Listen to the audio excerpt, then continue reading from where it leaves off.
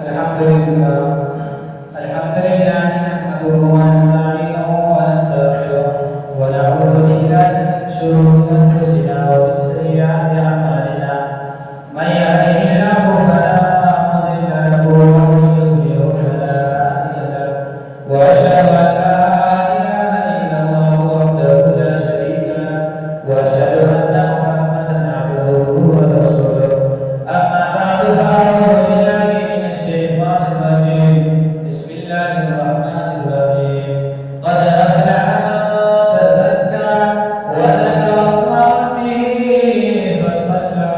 بل تؤثرون الحياة الدنيا والآخرة خير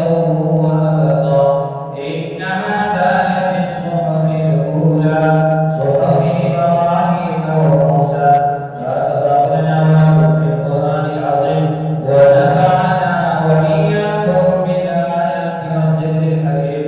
إنه تعالى تواب كريم ملك غفور رؤوف رحيم.